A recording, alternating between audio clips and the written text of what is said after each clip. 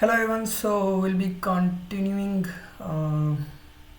our research on this topic. So this was my earlier video and I had a bit of discussion with this guy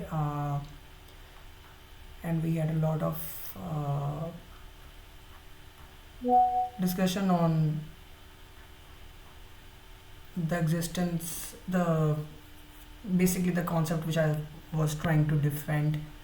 Uh, so I'll conclude what he was trying to say. So these were my last questions.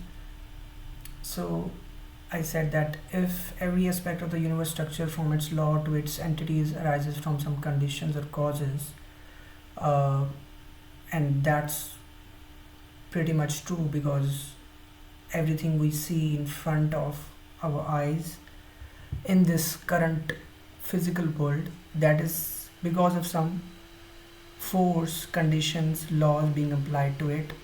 Again, I'll quote that we cannot move a glass of water from one place to another until unless we apply a force to it. So Newton's law are being applied on the daily basis in our daily life. So that's what I was trying to say, that it seems inconsistent to exempt the fundamental reality itself from the principle without justification. So that's what I was uh, getting the response from this guy. You can read the comments which we were focusing on, and where is my question? So these were my final questions to him. That how come there was nothing and suddenly something came into existence which resulted in the universe. So that's what uh, the argument of this guy takes us to. So we'll keep it unbiased. And what are the concepts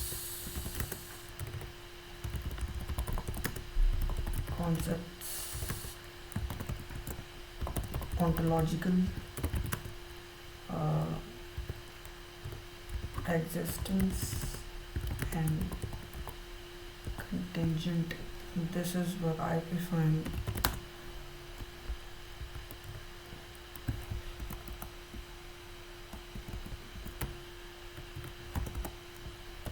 in the light of atheism.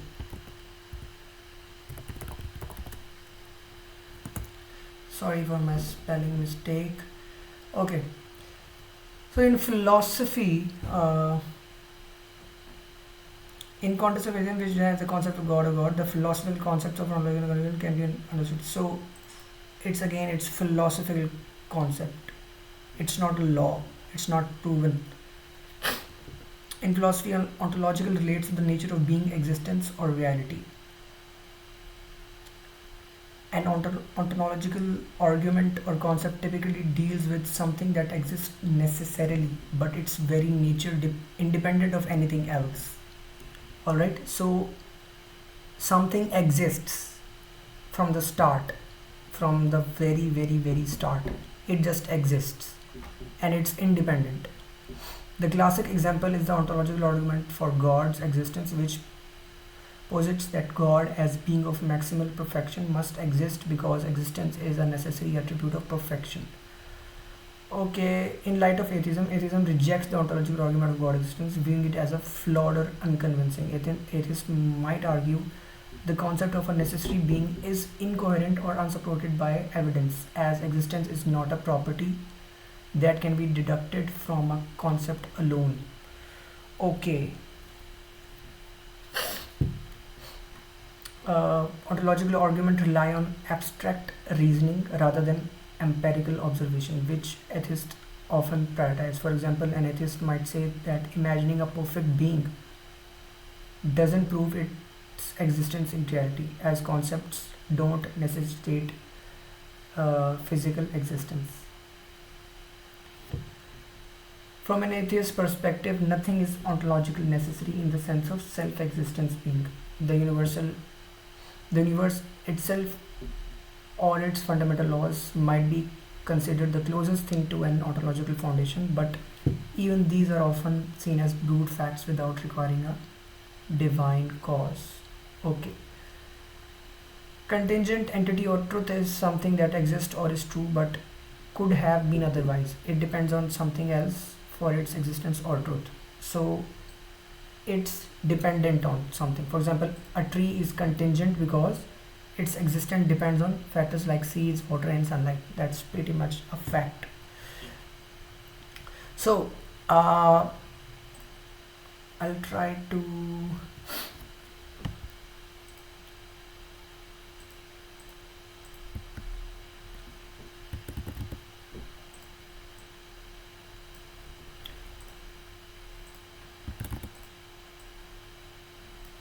okay.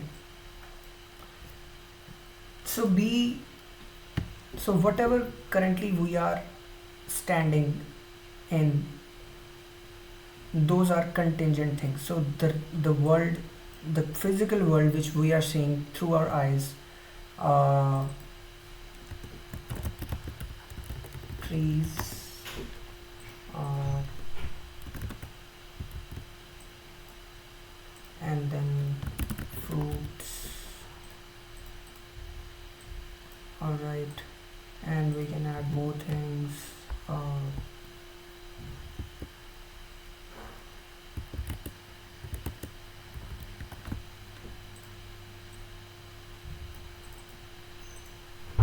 that's also being derived from, I would say,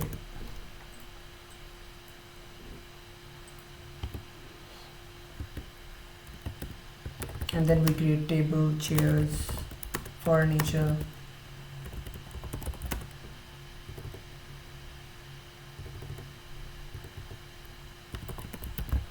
etc. So all all things are contingent. They are dependent on something. Okay, and if we place this at the very end, and now A, this is just for example, now A is ontological being, which that guy is continuously mentioning in the comments, that there is ontological existence. Here I'll show you what he's trying to say. How many times must I tell you that I don't think there was ever such an event? If whatever it is that fundamentally makes a reality is ontological necessary, it cannot not exist. So he is trying to say that this thing should exist. There is no ifs and buts. It should exist. Otherwise, this B and C and D and E and F and G and till Z, whatever the contingent things are, they were not possible. This is what he's trying to say. It cannot not exist. And since it cannot not exist, it cannot come into existence. And thus there cannot have been nothing. So this is his argument, that there is no ifs and buts. A should exist. So there was something which was present, and there is no other way out, that we have to believe that thing that just existed from the very start, beyond time and space. And even time, we'll have a discussion on the time and space thing, when how that existed, that ontological existence separates out from that time and space. And because time and space are contingent, even time and space are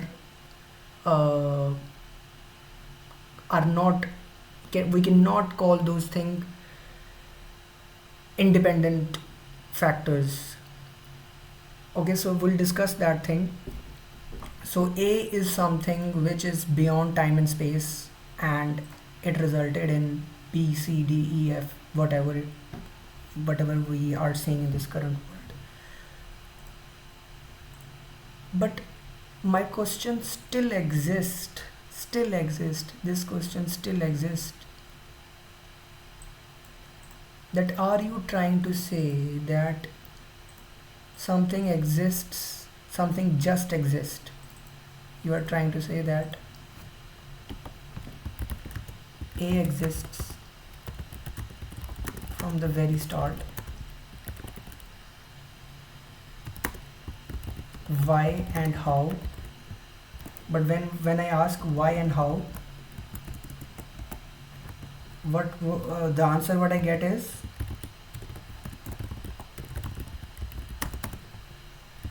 there is no other option. It should not, it cannot not exist. I'm just copy pasting what this guy is trying to convey.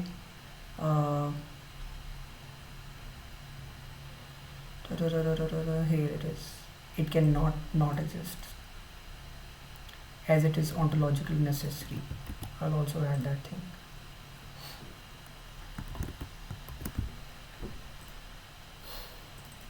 So these questions, why and how, when I ask these two questions, why and how, I get this response: there is no other option, it cannot not exist, everything is dependent on this thing, and hence, but we will not call it the supreme being, whatever you title you want to add, God, the supernatural power, whatever it is. I'm not dealing with the titles currently. I'm dealing with the reason of A being existing, why it wasn't that even A didn't exist. This is my question: why it all existed, and how it came into existence, how A came into existence. That's my question, and this is the answer which I'm getting.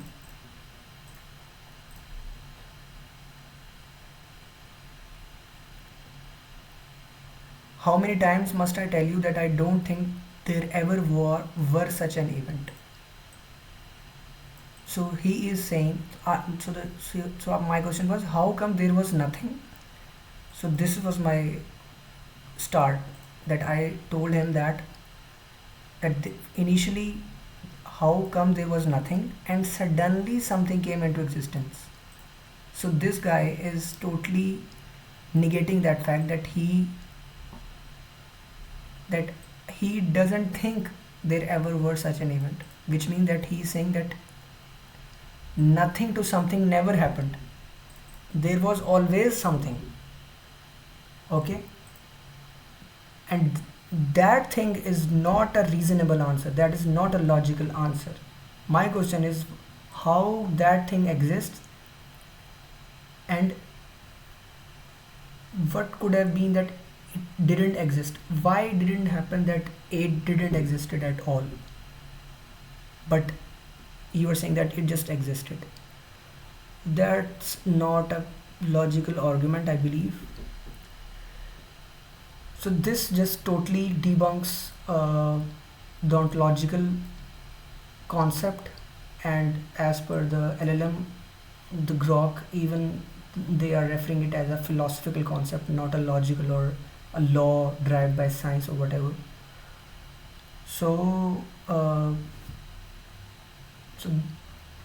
so now we need to have a discussion. Another discussion would be on starting from this point, that okay, A exists and these things also exist, and now we have to slowly come to this part, why and how.